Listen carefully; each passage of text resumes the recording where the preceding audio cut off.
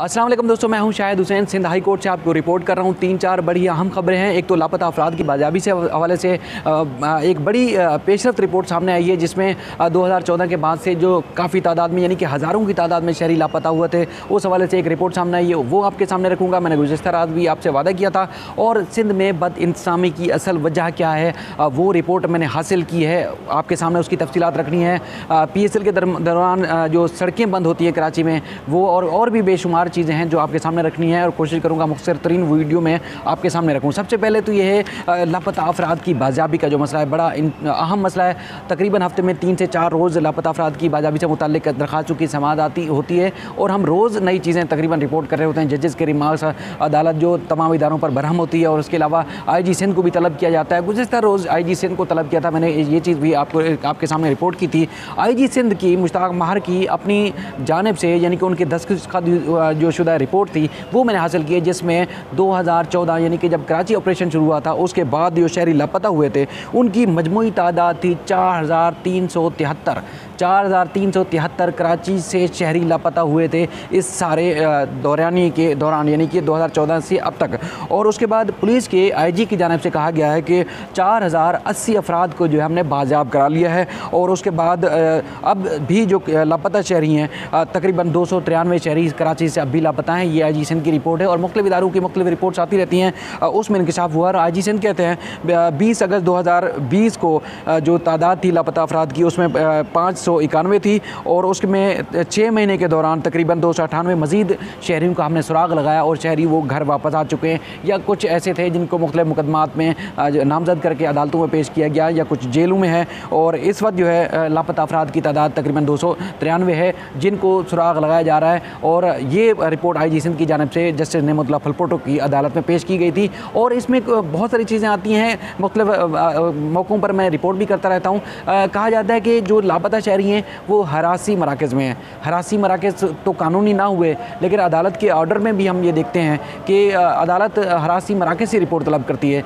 अगर कोई शहरी लापता है और कई साल से लापता है, 2009 से भी कई ऐसे शहरी लापता हैं, तो फिर वो हरासी मरकज़ में गैर कानूनी तौर पर कैसे रखे जाते हैं। इस पर हमारे जो कानूनी माहिरीन हैं वो सवालात उठाते हैं कि अदालत को भी मालूम है, इदारों को भी मालूम है, पुलिस को भी मालूम है कि फ़लाँ शहरी जो लापता है फ़लाँ इलाके से, वो किसी हरासी मराकज़ में है या किसी हरासी मरकज़ में कैद है, तो फिर उसको गैर कानूनी तौर पर क्यों रखा जाता है। अगर किसी चीज़ में मतलूब है तो फिर मुतलका फोरम में पेश किया जाए। ये काफ़ी चीज़ थी जो लापता शहरी के जो शहरियों के जो अहल खाना है काफ़ी आओ बका भी करते हैं। हम कोशिश करते हैं कि हर दफ़ा उनकी चीज़ों को रिपोर्ट करें, क्योंकि हमारी हर लिहाज से अखलाकी भी जिम्मेदारी है, सहाफ़ती भी जिम्मेदारी है कि आपके सामने ये हक़ाइक़ सामने रखें। तो ये बड़ा फिगर था जो मेरे ख्याल में पाकिस्तान में सबसे बड़ा फिगर कराची से था, जो लापता शहरियों के अफराद के हवाले से था। अब आता हूँ मैं सिंध में बदइंतज़ामी के हवाले से।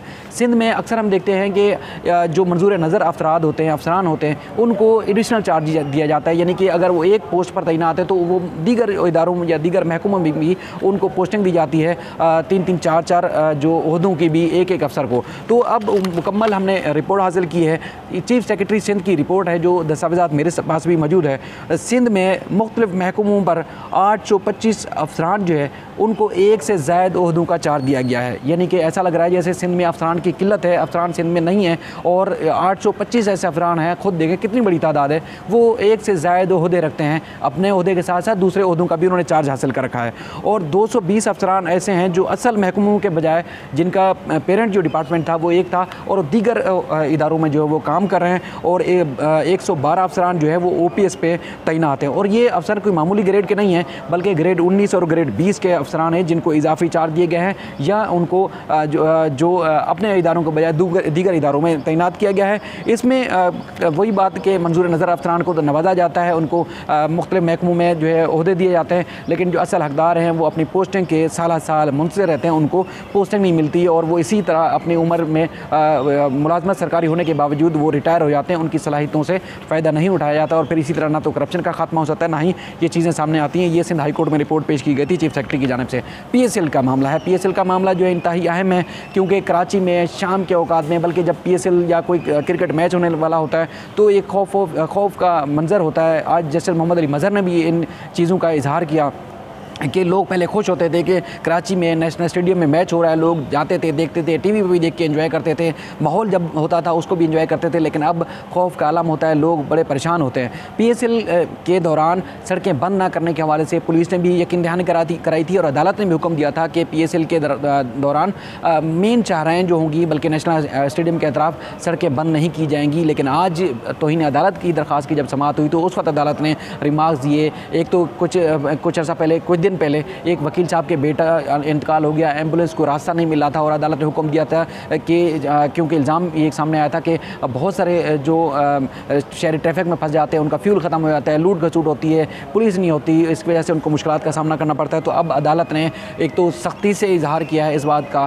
कि अगर PSL के मैच करवाने हैं तो फिर आवाम के लिए सड़कें बंद ना की जाए, मुश्किलात का इजाफा ना किया जाए। और सलाउद्दीन बैरिस्टर जो हैं उनकी जानिब से कहा गया है कि अगर PSL के मैच कराची में कराने हैं तो शहर से बाहर मुंतकिल किया जाए, या फिर जो खिलाड़ियों को मैच खेलने के लिए लाया जाता है तो फिर होटल में रखने के बजाय उनको स्टेडियम के अंदर ही कमरे में रूम बना दिए जाए, वहाँ रखा जाए। अब अदालत ने, क्योंकि तवील वीडियो हो जाएगी, बेशुमार मसाइल सामने आए, वहाँ डिस्कस हुई, पुलिस एहलकारों के सजर्स भी की और कहा कि हम इनके ऊपर फर्द जुर्म भी आयद करेंगे। यकीन दहानी के बावजूद सड़कें बंद की जाती हैं। अब अदालत ने सेक्रेटरी दाखिला को और एडिशनल IG कराची को तलब किया है कि वो पेश होकर अदालत के सामने वजाहत करें कि ये आवाम के लिए जो मुश्किलात होती हैं उनको कैसे कम किया जाएगा। और जो शरीफाबाद पुलिस स्टेशन है जो उस स्टेडियम को लगता है, वहाँ के पुलिस अफसरान के ऊपर कहा है कि हम तौहीन अदालत के केस में फ़र्द जुर्म भी आयद करेंगे। और इसके अलावा फैसल वावडा और पलविशा खान हैं, इनके कागजात नामजदगी मंजूर हो चुके थे। अब इनको नाहल करार दिलाने के लिए आइनी दरखास्तें दायर की गई थी गुज़श्ता रोज़। अब जो है सिंध हाई कोर्ट ने नोटिस जारी किए हैं, एक तो फैसल वावडा को, इलेक्शन कमीशन ऑफ पाकिस्तान को, और इसके अलावा वफाकी हुकूमत को। पलविशा खान की दरख्वास्त पर भी पलविशा खान और इसके अलावा वफाकी हुकूमत को नोटिस जारी करके पीर को जवाब तलब किया गया। इनके हवाले से मैं पहले बेशुमार चीज़ें रिपोर्ट कर चुका हूँ तो वो अब आपके सामने नहीं रखूँगा। कुछ अर्सा पहले मैंने एक फांडा फोड़ा था एक करप्शन का। एक माजूर अफरादों को भी यहाँ नहीं छोड़ा जाता, जो उनका कोटा होता है या उनके लिए जो चीज़ें मखसूस की जाती हैं तो उस पर भी करप्शन और लूट घसूट, और जो एक अच्छे भले लोग जो हैं वो उसमें नज़रें गाड़ के बैठे होते हैं, अपने पंजे गाड़ के वो चीज़ें खा जाते हैं। तो स्पेशल अफराद का जो कोटा था या स्पेशल एजुकेशन के हवाले से जो डिपार्टमेंट थे उसमें करप्शन सामने आई थी। आज जो है जो साबिक सेक्रेटरी हैं स्पेशल एजुकेशन के, वो नूर मोहम्मद लगारी समेत 8 मुल्ज़मान की ज़मानत अदालत ने खारिज की है और अदालत ने करार दिया है कि इन्होंने डाका डाला, यानी कि जो माजूर अफराद थे उनके लिए जो डिपार्टमेंट बनाने थे या उनके लिए माजूर अफराद के कोटे पर जो मुलाजमीन को भर्ती करना था, इन्होंने अपने लोगों को भर्ती कर दिया, इख्तियारात का नाजायज़ इस्तेमाल किया, गैर कानूनी तौर पर तकर्रियाँ की और कौमी ख़जाने को नुकसान पहुँचाया। नैब ने भी शवाहिद पेश किए थे, जिस बुनियाद पर अदालत ने 8 मुल्ज़मान की ज़मानत मुस्तरद की है, उनको गिरफ्तार करके जेल भेजने का हुक्म दिया था। इनके खिलाफ रेफरेंस एहतसाब अदालत में ज़ेर समाअत है। नैब ने कार्रवाई करते हुए साबिक सेक्रेटरी नूर मोहम्मद लगारी और इसके अलावा डॉक्टर जो किशोर थे उनको गिरफ़्तार कर लिया, दीगर को गिरफ़्तार करने के लिए छापे मारे जा रहे हैं। ये अहम खबरें थी, बड़ी खबरें थी। फिर आपकी खिदमत में मैं हाजिर हूँगा। मैं जो है मुमताज़ जमाली का शुक्रिया अदा करता हूँ और आपकी खिदमत में फिर हाजिर होता रहूँगा। तब तक के लिए अपना ख्याल रखिएगा। अल्लाह हाफ़िज़।